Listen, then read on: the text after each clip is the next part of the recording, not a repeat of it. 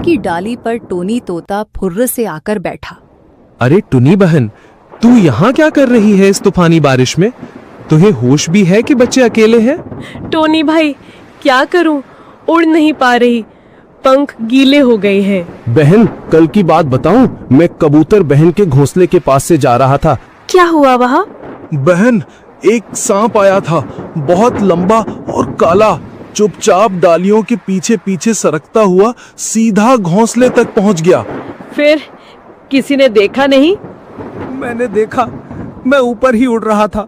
जब देखा कि सांप कबूतर के बच्चों के ऊपर झपटा, मैं चीखा जोर से, सांप सांप।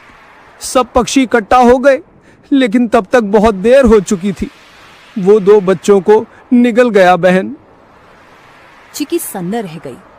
टोनी का चेहरा भावुक हो उठा। और जब कबूतर बहन आई ना, वो तो जैसे पगला गई थी। अपने घोंसले के पास आई तो देखा कि एक बच्चा खून से लथपथ पड़ा है और दो तो दिख ही नहीं रहे थे। वो बार बार पुकार रही थी, मेरे बच्चे, मेरे लाल, कहाँ चले गए तुम? उसके आंसू रुक ही नहीं रहे थे। अपने बचे हुए एक बच्चे को उसने पंखों में दबा लिया और फिर चुपचाप बैठ गई, जैसे दुनिया ही खत्म हो गई हो उसकी। मैं बता नहीं सकता कितना दर्द था उस माँ की आंखों में। टुनी की आंखें भर आईं। टोनी बोला, तू समझ रही है ना बहन, ये बारिश सिर्फ पानी नहीं लाती, भूख से तड़पते शिकारी भी लाती है।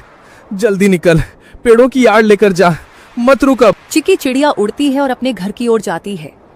बारिश चल रही थी, लेकिन अंधेरा गहरा था और ठंडी हवा अब भी तीर की तरह चल रही थी। बस कुछ ही दूर और चिंकू पिंकू मेरा इंतजार कर रहे होंगे। तभी सामने से 2 काली परछाई आई। ओए चिड़िया रानी, कहाँ चली बारिश में? चिकी चौंक गई। सामने 2 शिकारी पक्षी रास्ता रोककर खड़े थे। आज तो किस्मत चमकी है, बारिश में भी नसीब ने हमें गरम गरम चिड़िया भेजी है। आज हम चिड़िया तुझे खा जाएंगे। अब चिकी चिड़िया के सामने यह नई मुसीबत आई थी।